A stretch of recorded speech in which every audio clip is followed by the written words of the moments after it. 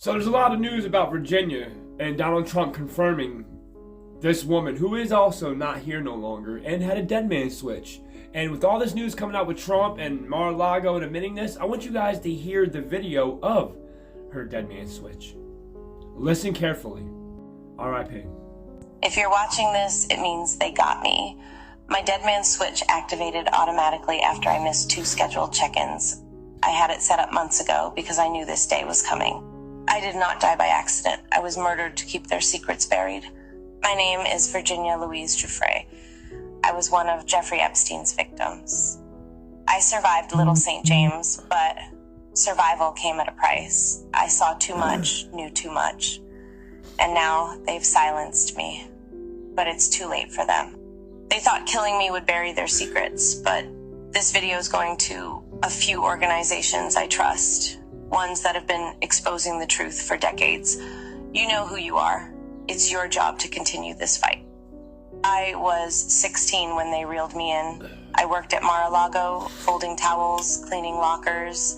My father kept the tennis courts immaculate. We were just working folks trying to scrape by. Trump, he was around, but he was never the threat.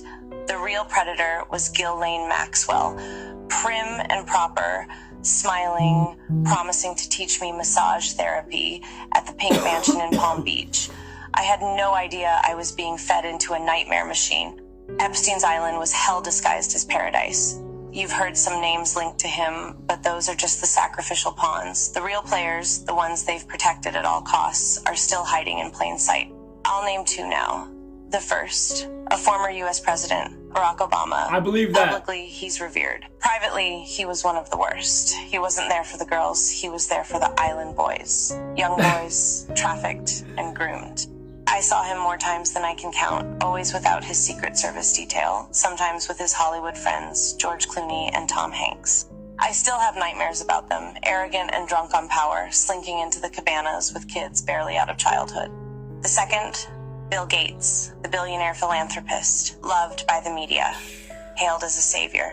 We called him the benefactor, and we used to dread seeing him naked. But he didn't come to party, he came to experiment. Genetic experiments, human experiments. I saw him inject This is why I believe it. with something they said was a genetic enhancement. She was younger than me, strapped to a table, terrified, treated like a lab rat while they muttered about seeding the future of the species. Message. These men think they are gods, playing with life like it was theirs to own. I'm telling you now, Epstein isn't dead. They staged his death because he was too valuable. He held blackmail on some of the most powerful people on Earth.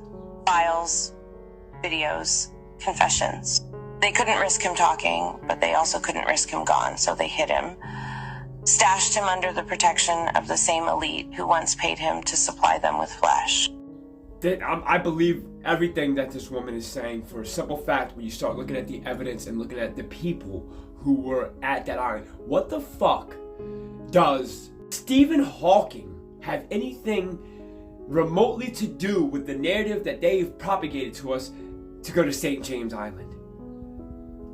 Stephen Hawking and all these astrophysicists, genetic physicists, why are they there? You think they're there to mess with kids, or are there some type of testing they were doing along with the weirdos?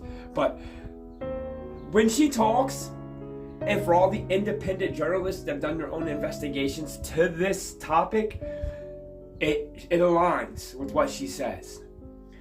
R.I.P. Virginia. Peace to you guys.